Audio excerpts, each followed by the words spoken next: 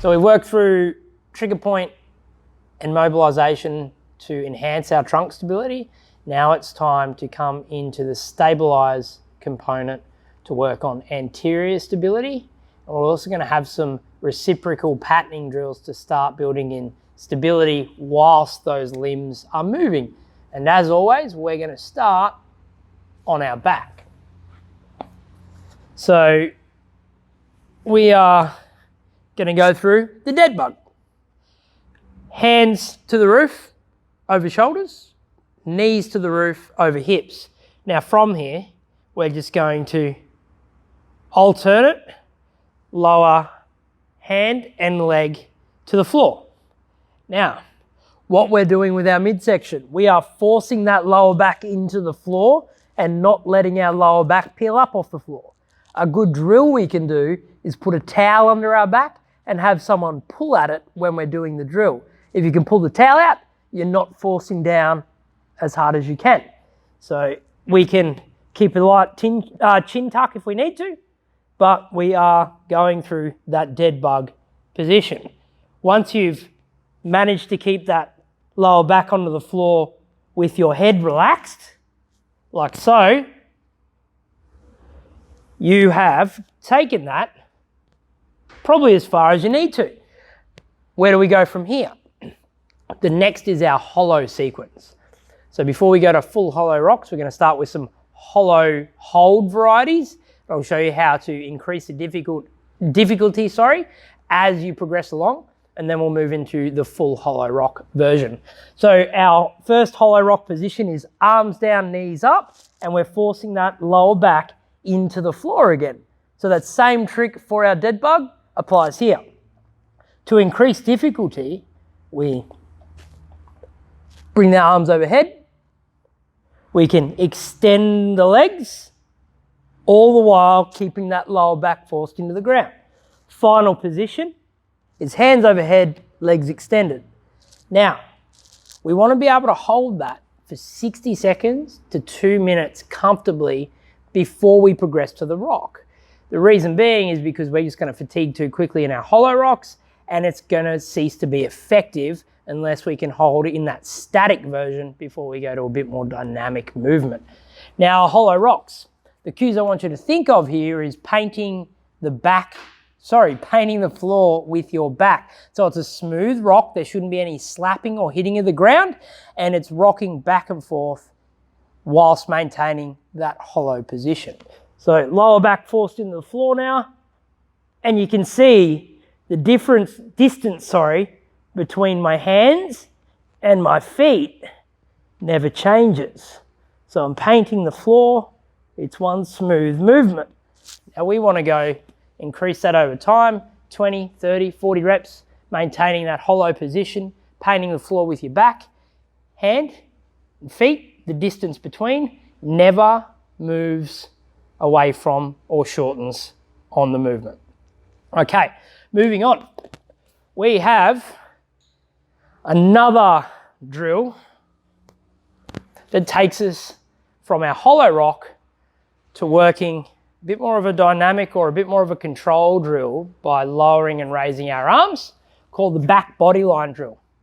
Lower back pushed into the floor again, same cue. This time we've got this dowel with a light weight and we're forcing that lower back into the ground. From here, we're opening up.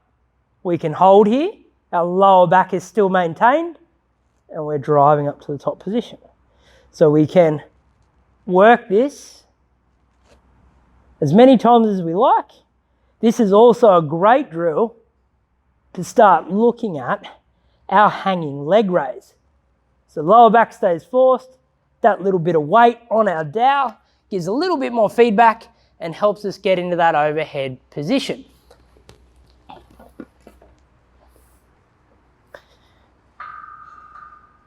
Now, we're going to keep on this path to progressing to standing by coming into a quadruped movement now. Now we have our bird dog. From here, this is the easiest version. Hands under shoulders, knees under hips, and we're extending opposite arm and leg, to full elbow and knee extension, like so. This is pretty easy. We're not going to get a lot out of it. Let's ramp it up a notch using our foam roller. So like our crawling drills we've covered in previous masterclasses, we want to have that strong start position, and without that roller falling off the back now, we're going into the bird dog. So if that roller falls off, we're obviously losing that spinal alignment. And that should be enough challenge for us in order to progress the movement. Now, from quadruped, we need to go to tall or half kneeling, and we're going to put a nice little anti-rotation drill into the mix, being the Pallof press. Now I'm going to show you some cool tall kneeling and standing varieties, but this is going to have that anti-rotation component, which will help keep that midline stability in the transverse aspect, so that power range when we look at punching, golf swings, anything that you're needing to rotate to generate power. So tall kneeling here, as we always start, tall kneeling to standing so we can isolate hip stability, trunk stability, whilst moving the upper body. So we've got a standard hold where we bring it to our chest, or we can press and hold to take the stability away from the body, which increases the difficulty.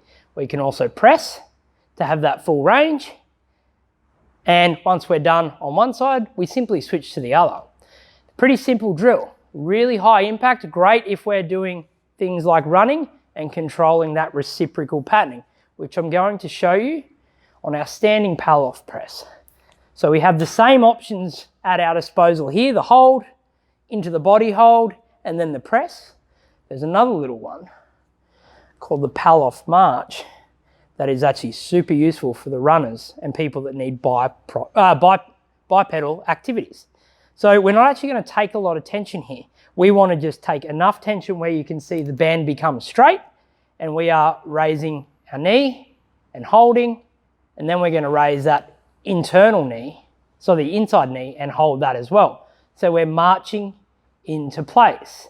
Now, as we get more and more confident, our arms can fully extend, and then this will have you working. You can hear my breath change a little bit. I'm starting to come under challenge, and that inside knee raise is where the magic happens. By not keeping too much tension on, you're not going to rotate out of it, but that is a super useful anti-rotation drill to then maybe even step up from renegade rows and all those ground-based movements we're doing to help in those bipedal activities or split stance activities.